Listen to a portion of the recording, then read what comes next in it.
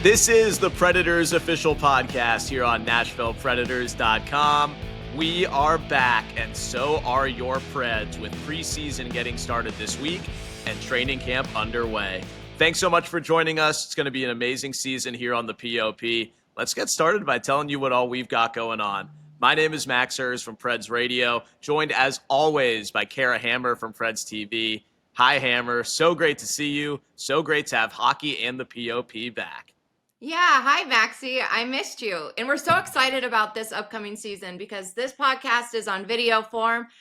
That means we had to bring back the OG. Brooks, Bratten, welcome back to the Preds official podcast. Thank you both so much for having me. What a pleasure it is to be back. Max, how far we've come from the days of Max was the producer, Kara and I were doing the show together. Kara, I even remember talking to Max as a student when he was at Vanderbilt, and I had just started along with Thomas Willis at the Preds almost a decade ago. So I love how things have come full circle. I'm so excited to be back with you guys. Obviously, for myself, I came back to the team last year off of a 2-year hiatus. And again, it's just such a pleasure. I feel a little bit like Matthew McConaughey in those old car commercials where he would say, "They say you can't go back." Well, yes, you can. I feel a little bit, that was a horrible impression, but I feel a little bit like Matthew McConaughey in that sense. So, thanks to our bosses and everybody who helped put this together. It really is a pleasure to be back with you both. Brooks, you got the green light. Yes, I love it. That's a really good play on words. I love that. I love a good green light. I still haven't read the book, but I've heard it's good. Well, we've got all three of us here for the POP this year, and you can also watch the POP this year on the Nashville Predators YouTube page. So we will have both our usual audio methods of distribution on your favorite podcast platform and also throughout the week on our flagship radio station, 102.5 and 106.3 The Game, which is, of course, still your radio home for Preds hockey. But you can watch us as well, see our beautiful faces up on Preds YouTube. Brooks, Kara, and Max, all together, Preds TV, Preds Radio, and NashvillePredators.com, together as one. Synergy, it's a beautiful thing, is it not? I feel like so many things to talk about coming into this season. I know we're all excited to be back, but one of the themes coming back in is nobody wants to talk about last year. So we can all kick this off, forgetting about the end of last season, with a lot of excitement for what's ahead. Do you guys agree with that? 100%. Kara, it's funny, we, at the first day of training camp, had a chance to talk to Fedor Svechkov, and he was asked, what happened last year? How do you expect to move on? And he laughed and said, "What happened last year? I don't remember." So that it's humorous, but I think that's fitting for how the team feels, how they're kind of embracing that. And yes, it's okay. Like Steven Stamkos acknowledged this. Sure, it's okay to mention it the first couple of days, but you want to talk about wiping a slate clean. That's exactly how the Predators are approaching this new season. Let's forget about the past, and let's also use it as a little bit of motivation to prove some people wrong. Can we talk about Fedor? Because he showed up buzz cut. So already he's coming in with a brand new look for the season. But Brooks, I have to top you here because the first thing he said to me when he sat down for our one-on-one interview was, "I forgot English and how to talk." It's a lie. He remembers. He remembers. He just wants to start the season that way. Media darling, Fedor Svechkov. What else have you guys noticed from the start of camp? It's been upbeat. It's felt like everybody wants to turn this thing around, and last year's camp didn't feel this way, and I think players felt it from the beginning of the season, and it's good to have that clean slate again. And we've heard it come in so many different forms, from head coach Andrew Brunette, from GM Barry Trotz, from the many players who have done interviews so far already. And I think the most important thing that leads the line of things that are refreshed is the captain of the team. Roman Josi is back after missing almost the entire second half of last season with an injury, and he's looked really good on the ice the first few days. And Brooks, he discussed in pretty detailed terms his medical diagnosis of POTS doing his interview earlier this week, and he thinks it's going to work well and that he feels 100%. And so far, based on what we've seen from him, that's the truth.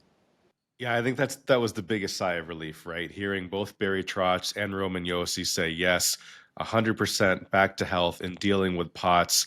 You'll recall that last season Yossi took a hit in a Florida game late in February, and that was the end of his regular season. But even before that had happened, Yossi admitted that he was having these symptoms, which POTS is a condition that if you're lying down and you stand up too quickly, maybe you get dizziness, increased heart rate, some fatigue. And he was having that and was kind of self diagnosing, didn't know what it was. And in some ways, taking that hit in that game was kind of a blessing in disguise to get him off the ice and really let him sit down and say, there's something going on here. I've got to figure out what it is. So a really good offseason for him. Kara and Max, as you've mentioned, the changing his diet and new exercise and a new morning routine. He's got an entire toolbox now after working with doctors and specialists over the summer to be able to deal with this. And again, I think the best news of all is hearing Roman say, yes,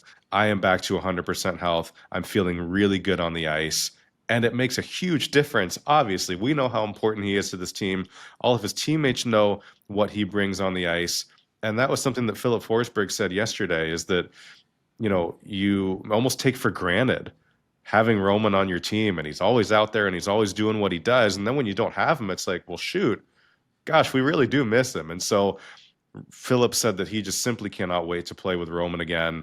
And, not only what he brings on the ice, but off the ice as the captain of that team makes a world of difference. I think, Brooks, you hit on it too. Roman said, it's not one thing that he could change. It was an entire lifestyle thing that changed. He's posted some, videos of the exercise he's doing. He's really kind of slowed things down, taken the time to work on every aspect to get back to skating. And as crazy as it sounds, and how frustrating the end of last season was, starting the summer earlier for these guys may be a better thing. I mean, even Jonathan Marchessault mentioned it. He said one year he missed the playoffs, and he came back the following season a better player because he had more time to skate and get back to his game. And Marchessault has certainly made up for lost time on the ice so far this week. His yaps per minute is already in midseason form, talking every single person's ear off during drills and scrimmages. So rest assured, Marshy is ready to roll in every way. I feel like he came back in, and when he sat down for his Gladiator interview, he was already seemed like an entirely different person. He was more upbeat. He was more into it. It's almost like he's done a complete 180 being back in Nashville this season. And it's funny, we always ask the players, some side questions about your teammates. And it was one word to describe Jonathan Marchessault, and 8 different players called him loud. So we already know what kind of player we're getting with Marchie, but I feel like it's more upbeat. It's more positive. The guys are amped and ready to be here.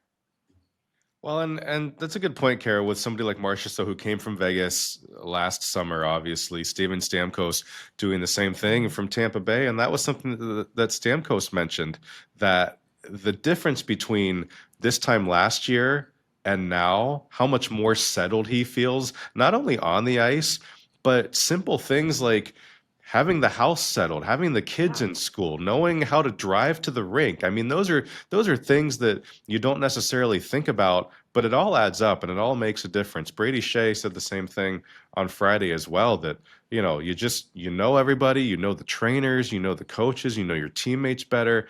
That makes a difference. And I think that's, I'm not going to sit here and say that that's going to be the difference between 20 more wins or losses. But don't underestimate the impact that something like that has as well. The fact that guys like Stamkos and Marchessault and Shea are all settled in Nashville now. They're settled with their team, and they can just go out and play hockey. Plus, for Marchessault, having Nick Hague back in the locker room with him, he's got his buddy there. That makes a difference for these players. And you speak of Brady Shea, Michael McCarron, both athletes won a gold medal over the summer. So they're coming in, they're riding high. Brady and Michael McCarron both expecting babies soon. So you talk about things being high. I mean, they're just elevated right now. Exciting times and a lot of reason for optimism. There always is at this time of year, right? There's 32 teams that have started training camp, and they all believe that they can make the playoffs. Of course, only half of them will, but for the Predators, I think there is a lot of reason for optimism, considering the way that things went last year. Everybody in that room, even guys that weren't here last year, everybody in that room is excited to be a part of that. and the opportunity to reverse fortunes and really get back into the swing of things this season. So, guys, I think the overall theme on day one is that, again, last season's in the past. The Preds are coming in with a bit of a chip on their shoulder, in the words of Roman Josi, ready to prove people wrong and get back to winning ways. And I love what Steven Stamkos had to say on day one. So we're going to play a couple of clips from the Predators forward. Here's Stamkos first on wiping the slate clean and leaving last season in the past.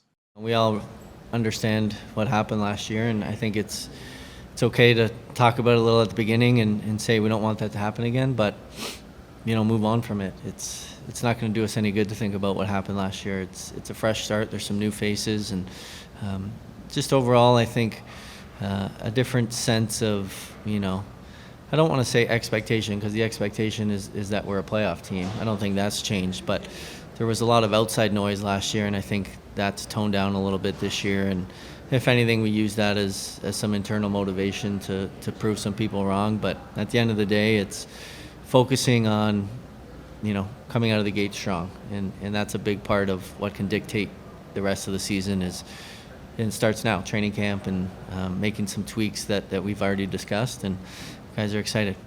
And then secondly, here's Stamkos once more on finding the motivation to not let last season happen again. I think it was a tough year for everybody last year. It sucked the joy out of a lot of us in terms of the game that we love, and it was disappointing, frustrating. There was a lot of different emotions that I think a lot of us didn't see coming at the beginning of the year, and it just weighs you down throughout the course of a season, and before you know it, you're out of the mix, and it's tough. You have to be a pro and find a way to finish strong. I don't question the work ethic of our group, the compete,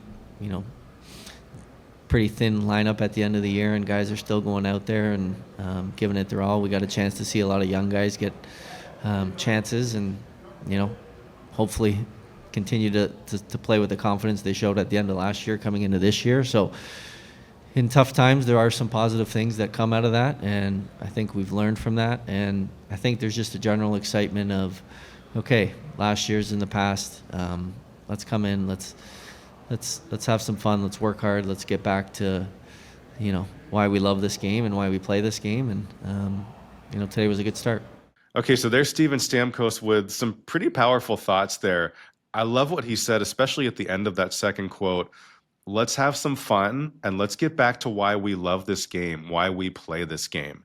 You heard him say the way that last season went, it unfortunately sucked the joy out of it for a lot of guys in that room. And the optimism that a fresh start brings, just really encouraging stuff from Stamkos there.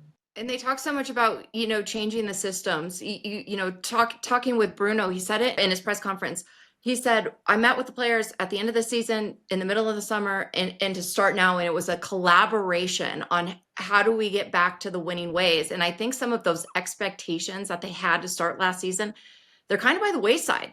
And they said internally, hey, they hear national media saying, Preds aren't going to make it. Hey, they only got picked up by 2 national television games. Hey, all eyes aren't on Nashville right now. Internally, that's got to be a little fuel in the fire for these guys. 100% it is. And I think the quote of the day on day one was from Barry Trotz, who very wryly said that, hey, you know what? We've proven the experts wrong 2 years in a row, and we're looking to make it 3. And for a little bit of context, which we had some issues with this on social media, but of course, the experts 2 years ago said, oh, there's no way Nashville's making the playoffs. They made the playoffs. So last year, everybody says, oh, Stamkos, Marchessault, Shea, for sure they're going to the postseason. We all know how that went. So Barry Trotz making light of it, a little bit of humor there, saying we're going to prove the experts wrong 3 years in a row. That is the goal. So a really good day one for the Predators as camp opened. I wanted to include this as well. Getting the chance to talk to guys like Philip Forsberg, Roman Josi, who are kind of the elder statesmen now. Of course, Colton Sissons was dealt in the offseason. UC Saros has been here for a while as well. But it's kind of Forsberg and Josi are the guys that have been here for over a decade. They've seen just about everything in Nashville. And I asked Philip on kind of being that elder statesman with Roman Josi, what about the pride that he takes and having only played for Nashville in his career and what it means to him to try to find a way to bounce back? Roman has been here the whole time, and I've learned a ton from just playing with him and just seeing him every day for the last 12, 13 years. And as the journey have gone along, we've had guys, obviously Sisson just left, he was here pretty much the same time as me, but there's guys that come and gone throughout there, and you learn a little bit from everyone. But I think the ultimate thing, like you did touch on pride, like I love this city, I love this team, and you know, doing something great for the city is what drives, I think, all of us, especially like you said, me and Roman, you know, just being here for a while, but even the guys we bring in, everybody is on board, and I think that's something that we've been very lucky with here in Nashville, that people want to be here, and sometimes maybe we take that for granted a little bit, but yeah, the guys that are here, they're ready to go, and so am I. So there's Phil, who, of course, is also part owner of Nashville SC, talking about how much the city of Nashville means to him and the sense of pride that you take. He loves the city, he loves the team, and doing something great for the city is what drives a lot of them. And as guys like Philip Forsberg and Roman Josi get older, I think that little bit of, I don't know if urgency is the right word, but that desire grows even stronger every year, because it's just simply not going to last forever, right? You can't play forever. You only have so many tries at this. And I love to hear those words from Philip. Well, the thing that rang strongest with me, Brooks, is that people want to be here.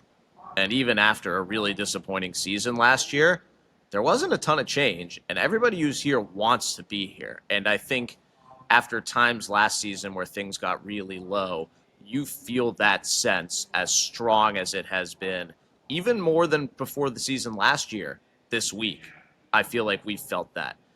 And I think it's been echoed by the new players who are here as well. And the prospects obviously want to be here. They want to make the NHL. So there are a lot of hungry guys right now. And I think they're personifying a lot of things that have built the Preds franchise, not just based off of their past, but based off of where they are right now going into this season. Well, and how cool was it on day one to hear from Eric Halla talk about how, of course, his second stint in Nashville now, he was traded back to the Predators from New Jersey in the summer. And he said that he had a big hand in making that trade happen, that he wanted to come back to Nashville. He's got a lot of familiarity with Andrew Brunette, Nashville's head coach, of course, loves playing for Bruno, and wanted to be here. You know, like you said, and like Forsberg said as well, guys want to be here. And I think that's a perfect example of, you know, even though last season didn't go the way that anybody anticipated it would, there's still a lot to like about Nashville. The lifestyle here, the organization, there's good people in the organization. And Max, as you said, everybody wants to make it work. The way that last year went, nobody said, nope, I'm good. No, thanks. I'm out of here. Everybody wants to find a solution. And that is going to drive folks, I think, especially in the early going here. Yeah, and no guests on today's show since we're getting the whole season started here, but we'll have interview guests coming up on future episodes, and we'll talk to Eric Halla about how Andrew Brunette has either coached him or been in the player development side with all four NHL organizations that Brunette has been on staff with. So pretty great to get him back here, guys who know each other. And we saw Halla playing center on Friday at training camp practice number 2 in between Jonathan Marchessault and Michael Bunting in a line that generated a lot of scoring chances in scrimmages. And Andrew Brunette pointed them out unprovoked, that they were driving play. 100%. And that's one thing that Brunette said that he likes about Halla the most is he's a competitive player. He's a big game player, and you can plug him in basically anywhere. And so, again, Max, as you said, day 2, we're only a couple days in, but this is the time that you start trying some things out. And yeah, that Marchessault Bunting Halla line, getting some praise from Andrew Brunette. So we'll see if that sticks during the preseason, but certainly some things to like in that regard. We wanted to mention as well, Barry Trotz, of course, addressing the media to start things off in training camp. The first question he was asked was about Luke Evangelista. Without a contract at the moment, he remains unsigned and he is not attending camp to start. But Barry Trotz reiterating that the goal is to get Evangelista signed to a new contract and nothing else. So as we record this on Friday afternoon, September 19th, certainly something to keep in the back of the mind as training camp continues. And unfortunately, some sad news as well that came down over the past weekend during Predators rookie camp is that 2 Predators prospects, Ozzy and Oasis, their older brother Orca, unfortunately passing away. And that's obviously something that you never want to hear. We're thinking about the Wiseblat family at this time. Yeah, just devastating news. You know, Barry Trotz sent his condolences to the family. We know that Ozzy is currently up in Canada with his brothers taking care of all the family business. He's expected back in Nashville. He said maybe by the end of next week, but we also want to extend our condolences to the Wiseblat family. Yeah, and the Wiseblat family got so much positive publicity last year when Ozzy made his NHL debut for the Preds right after New Year's, and the Preds are so grateful to have Ozzy in the organization. Late in the season last year, they welcomed Oasis into the fold, and his junior season went so long as Medicine Hat won the Chenoweth Cup and went to the Memorial Cup, one of the greatest junior teams of recent memory, and Oasis was captaining that team. So he is new to the organization. He's in development camp. He's in camp with his brother, and sadly, they've had to leave for an unimaginably awful family tragedy as the oldest of the 5 famous Wiseblat siblings, all with the alliterative OW initials, Orca, passed away in a car crash back home last weekend, 25 years old, and just unbelievably sad. And my mind jumps to the incredible things we've learned about that family, and the first time that 2 of the 3 Wiseblats who would play in the Western League played each other, when Orca, who was on the Calgary Hitmen, played against Ozzy, who was on the Prince Albert Raiders in the Calgary Saddle Dome, and they were both stars of their game, and their mom, who is deaf, is in the crowd bawling her eyes out. And there's a family that the hockey world fully understands what they're about, and when tragedies happen in the hockey world, everybody has each other's back, and the Preds are unbelievably fortunate to have 2 members of this incredible family, and we know that when they return to camp, both guys will be pushing to make rosters, and everybody will have their back emotionally and away from the ice in what is an unspeakably tough time. Well said, Max. And we're, again, just all of our thoughts, our prayers, our condolences. We're thinking of the Wiseblats at this time, and hope to see Ozzy and Oasis back here in Nashville sometime soon. So coming up next, we will recap rookie camp and the prospect tournament and who from that group could potentially challenge for a spot on the opening night roster. You are listening to and watching the Preds official podcast on ESPN 102.5 and 106.3 The Game and YouTube. Welcome back to the Predators official podcast. I'm Kara Kammer along with Max Herz and Brooks Bratten. We are so excited to be here on our new video platform, bringing you all the new content of this season. And Brooks, rookie camp. We have a chance to see some of the young guys coming in. They went down to Tampa. They played a few games. They've been skating in front of the coaches, the development staff. I mean, who has stood out to you as of today? Well, first of all, there's worse places to be than Tampa, certainly on a rookie tournament weekend trip. So it's always nice to be in Tampa. And it was great to get down there and see the guys on the ice. They went 2-1-0 in that tournament. And lots of guys stood out. But Kara, you ask about a couple names. I've got to go with Joachim Kemmel and Reed Schaefer is probably the top 2. It was really great to see Brady Martin as well. Of course, the number 5 overall pick in this year's draft from the Predators, of course, getting into the lineup, being able to show what he's got against some other top NHL prospects. He had a really good showing in the first game, a really nice dish over to Kemmel with a beautiful shot on the power play, and then Martin scored a goal of his own on a penalty shot.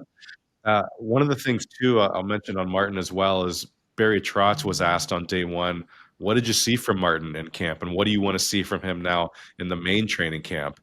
And I think something that stood out to me, of course, Martin is only 18 years old, and Barry Trotz says the maturity is much higher than maybe you would expect a normal 18-year-old player. He said that Martin is seeing plays and reacting to them with the maturity of a much older player. So I think that was really good to hear.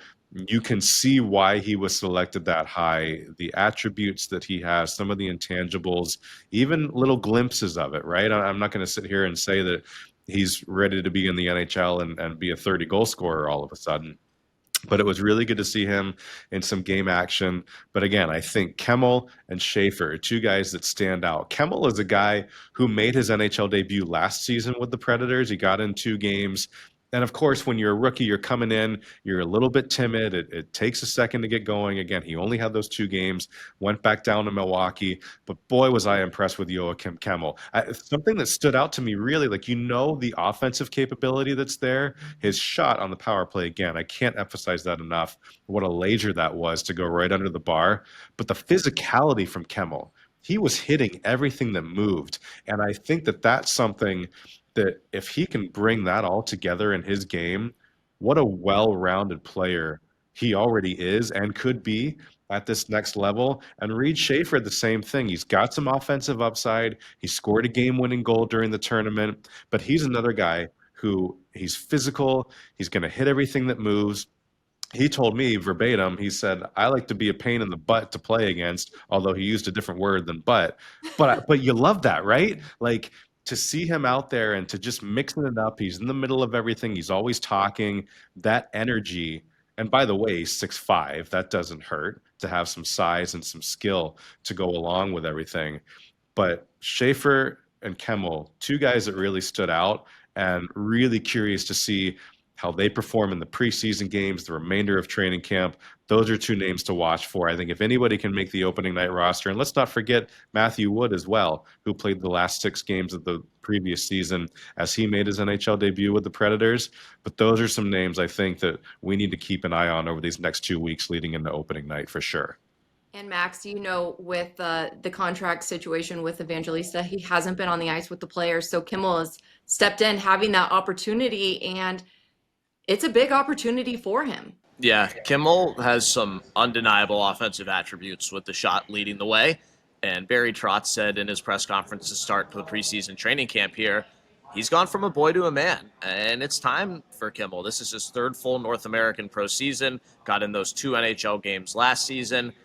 I think we're going to be seeing a lot of him this year based on what we've seen so far this week at Fordyce and Bellevue.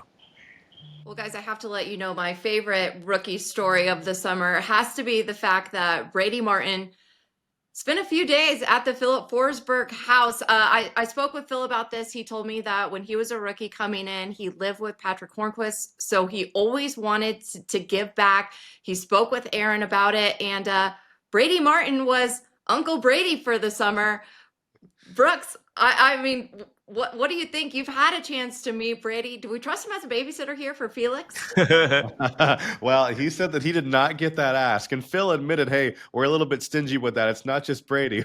We don't really want anybody to watch Felix other than us." But no, what a cool opportunity. And something else that was great was Brady Martin was also on the ice for Philip Forsberg, his hockey clinic a couple of weeks ago. And you might look at that and say, oh, it's great. It's a clinic for kids and you're out there for a couple hours, whatever, not a big deal. That's part of it though, right? Like that's part of being a professional athlete, giving back to your community. So for Brady to not only be able to skate alongside Phil, play with Phil now during some of these early days of training camp, but to have witnessed that side of it and then to go home at the end of the day and say, yeah, this is life in the NHL. This is what it's like. What a great opportunity and experience for Brady Martin. And yeah, I mean, hanging out with Felix, who wouldn't want to do that for a few days? They had a very full house. A lot of Phil's wife's family and friends were there the weekend that Martin was with them, plus Phil, his wife Erin, and baby Felix. So with Uncle Brady Martin joining the fold, they basically became the Brady Bunch, both pun intended and capacity related as well. Plus, can we just talk about the difference of these people? I mean, Philip grew up in Sweden. I know that they were married in a European castle because Erin has roots there. She's a Southern girl. And then you bring in Brady Martin, who grew up on a dairy farm. I think Phil said that Erin literally asked every question under the sun about his childhood and how he got here. Well, and it's so fascinating, right? Like Brady Martin wasn't even in the draft in LA because he wanted to stay home. Family is so important to him, and there's chores to be done on the farm as well. He mentioned when he was here for development camp that, as soon as I get back, it's right back into the barn, and that's just the way of life up there. Obviously, he's here right now. He's focused on hockey. But yeah, what a fascinating way of life. And it's something that I don't know about you guys. I didn't grow up on a farm. I have no idea how that goes down, but it's been so cool to see someone who has a different way of life, and yet he still has become this elite hockey player with family values. And I've loved to hear Brady Martin talk about how important leadership and being on a team and winning with a team is to him. He mentions Sidney Crosby, the captain of the Penguins, who's certainly one of the greatest leaders the sport has ever seen. That's not a bad role model. And if you're looking for someone to say, hey, how do I be a good leader? Martin has expressed over and over again how important that is to him. I love the way that he, even as an 18-year-old, the way that he speaks about that, about wanting to lead a team and winning with a team, how important that is to him. And he's off to a good start here in Nashville. Whether or not he makes the team, we'll see. But boy, you love the character that he's already shown in the early going. And I have to let you guys know, because Max and I love to talk about my Wyoming roots on this podcast, but when I was in Wyoming, the football players that grew up on the farms and the ranches came in and they just had that different sort of toughness, that tenacity. You see it in places, it reminds me of that Tanner Janot. You grow up in that farm life, you're just a tough all around person. I expect to see a lot of that from Brady Martin, just having that background in his DNA. All right, well, we have plenty more content coming your way. We had Gladiator Days in Smashville on Wednesday and lots of content to bring, so stay with us. We'll be right back on the Preds Official Podcast. Welcome back to the season opening edition of the Predators Official Podcast. My name is Max Herz from Preds Radio, with Kara Hammer from Preds TV and Brooks Bratten from NashvillePredators.com, who rejoins the podcast this season. You can also watch our podcast on YouTube all year long, in addition to hearing us on your favorite podcast platform and throughout the hockey week on 102.5 The Game. Well, one of our favorite days of the preseason is Gladiator Day, when all the players come in, take tons of pictures and cool videos that you'll see on the scoreboard, on TV, on social media, tons of different places throughout the season.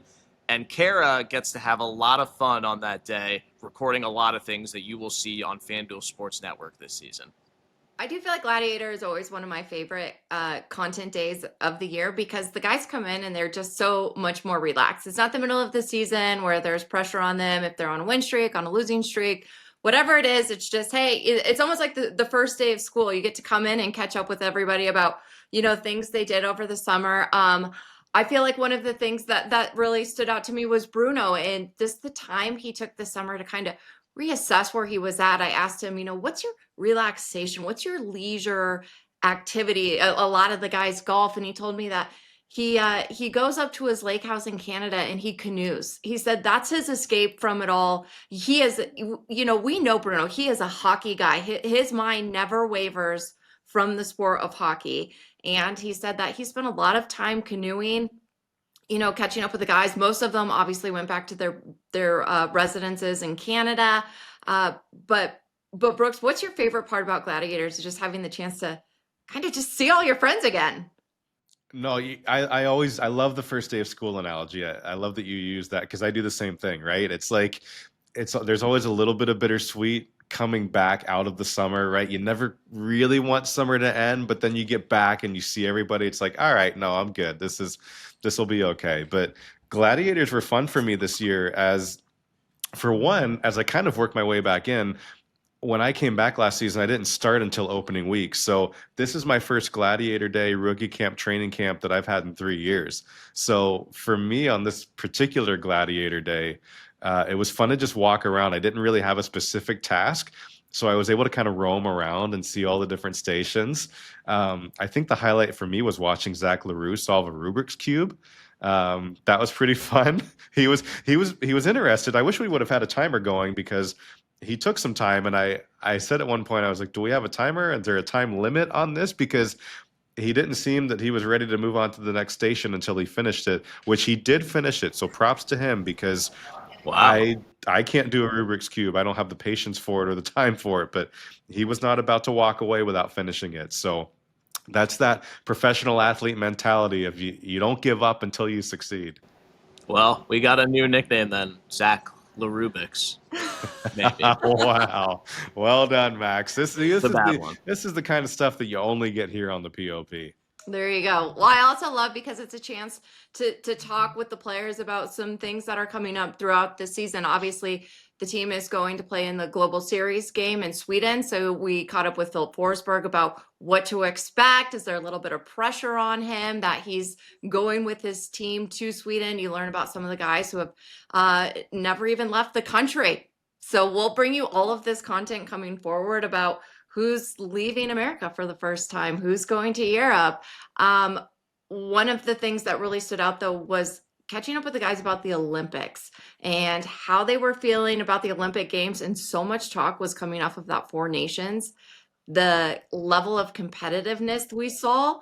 And I think that this is going to translate over to the start of the season, something to keep your eye on for a few of these players who are a little bit up on the bubble, including our very own Philip Forsberg. He has not yet been named to Team Sweden to play in the Olympics. So for some of these guys kicking off the season, it's still a little bit of a tryout. Well, Brady Shea said on Friday during his interview at Preds training camp, I believe in response to a question by you, Brooks, he was part of the gold medal winning U.S. team at the World Championships in the spring, led by Preds assistant GM Jeff Kelty, who helped assemble the team and had 2 Preds on it, Michael McCarron, Brady Shea, 3 different Preds staff members were part of that group. And they won the gold medal, and he was a part of the Olympic camp for Team USA over the summer, which is a bigger group that will be cut down to the Olympic team. And he said, I'm going to have to play great hockey in order to push for that team, knowing how great the players are on Team USA right now. So it's exactly what you're saying, Kara. These guys are using it as a motivating factor, and it's there later on in the middle of the season in February in Milan, Italy. And we do know that Roman Josi and Jussi Saros, of course, have already been named to their respective teams, Switzerland and Finland. So they will be there for sure in Milano Cortina. And yeah, you mentioned a guy like Philip Forsberg, who you would think will be on that roster at some point, but you've got to play well. And Max, to your point about Brady Shea, I love the way that he put that in saying that he doesn't have to think about it too much. All he knows is that he has to play good hockey. And if he plays really great hockey for his NHL team, that will benefit not only him, but everybody else as well. So it's a win-win if a guy like Brady Shea ends up finding himself on that United States Olympic roster, because that means he's doing a heck of a job here in Nashville. So also, like, how excited are we for the Olympics? I mean, it's been over 10 years since NHL players participated in the Olympics. There's nothing better than best on best hockey. You guys mentioned it. We saw it at the Frozen, the four nations facing off. That's what it is. But boy, are we excited for the Olympics. It was cool. I had a chance to catch up with some of the guys about, what was their favorite Olympic memory. We don't want to share all the content because we need to save some of the stuff for the season to bring you on our FanDuel broadcast. But, I'm going to take this moment right now and put you guys on the spot. Do you have a favorite Olympic memory? I'll start with you, Max. Oh, man. I don't know. You are putting me on the spot. I love all the hockey moments, obviously. I think Michael Phelps is probably my favorite of my lifetime, if I can ditch the Winter Olympics to cheat and answer the question. Just because that was one of the most incredible American sports moments. I was a teenager, and that was just iconic. But I think we're going to have some new ones this year, and I think USA Hockey is potentially the favorite going into the tournament, even though they ended up silver in the best on best last year. The ones that come to me, I go back to 2010, the gold medal game between the United States and Canada. Canada ends up beating the U.S. in overtime on a goal by Sidney Crosby. But growing up in Pittsburgh and being in college at the time, I remember watching it in one of my friend's dorm rooms. And for me, and I think for all of us, me especially, I can speak from my experience of just, like, I'm a hockey nerd. I just am. I'm obsessed with the sport. And when everybody else is also paying attention to the sport at the same time, I love that. And it was so fun in moments like that when everybody is paying attention. Same thing in 2014 in Sochi, when it was TJ Sochi in the shootout again and again and again, scoring for the Americans and ultimately helping them prevail over Russia. Certainly 2 of the top moments. And then also, how could you forget, I was not alive back then, but watching the movie Miracle for the first time, of course, based on the 1980 U.S. Olympic team, boy, it's hard to beat something like that. Oshie is mine. It came to me before Brooks said it, I swear. Sochi. Well, this is a question we're going to obviously have to ask all of the players now throughout the season as we lead up to the Olympics. But so many exciting things happen at Gladiator Days. We have tons of content. Now we're all on video, so we can share a lot of that with you this season. Stay with us here on the Predators official podcast. Coming up, we're going to start a new segment this season that we are very excited to show you. Stay with us. Welcome back to the Predators official podcast here on Nashville Predators YouTube. and your favorite podcast platform. My name is Max Herz from Preds Radio. First episode of the season coming to an end now with our final segment with Kara Hammer from Preds TV and our new old co-host, like Eric Holla, Brooks Bratten is back. So happy emphasis to have him back. Emphasis on old. Thank you for old. that, Max. I love this. New old. It's a whole new old crew back together as one. We're so happy to have you guys here on the Preds Official Podcast, and we are going to open up the mailbag for you this season. Brooks will tell you how to get involved with that coming up here shortly. But first, I would say probably the most important thing that we have to talk about on this podcast, we wanted to make sure that we do something special for someone special, and we're going to do it every week here on the POP. We have a lot of great feel-good moments in Smashville, and every week we are going to highlight our favorite and give that person, that moment, that group of people that provides that feel-good moment with an award called the Big E in memory of Erin Donick, wife of our great friend Willie Donick from Preds TV, who passed away in July after a battle with cancer, and we remembered her at a big service in August with over 600 people there, including tons of folks from the Preds, including the Trotz family, the Poyle family. Roman Yossi was there. It was an incredible day, remembering an incredible person. And at the service, everybody's favorite thing was to talk about Erin's incredible phrases that made everyone know how incredible they were. And I think the number one was, "Why are you so awesome?" to everybody, or "You rock on with your bad self." So every week we are going to give out the Big E in memory of Erin Donick to someone who we want them to tell us why are they so awesome or who rocks. And Kara, you have the honors of telling us who the first very fitting winner of the Big E on the POP is. Philip Forsberg and Aaron Forsberg. Why are you so awesome? Because the Forsberg family donated $25,000 to the Stars Foundation. That is a foundation very, very close to Erin Donick. She worked there for decades. It was part of her identity, who she was. When my baby was born, Erin Donick gave me a Stars onesie. So this is her legacy, and we are so proud to honor it, and we are so thankful for the Forsbergs to award Willie Donick and his daughter Evie Donick $25,000 in honor of Erin Donick to the Stars Foundation. They awarded this check to Willie and his daughter Evie Donick at PD's party. As we know, every year the Predators host PD's party for Brent Peterson as he battles Parkinson's disease. So overall, this was just a heartfelt, heartwarming surprise to the Donicks in honor of Erin, and that's why the Forsbergs are so awesome.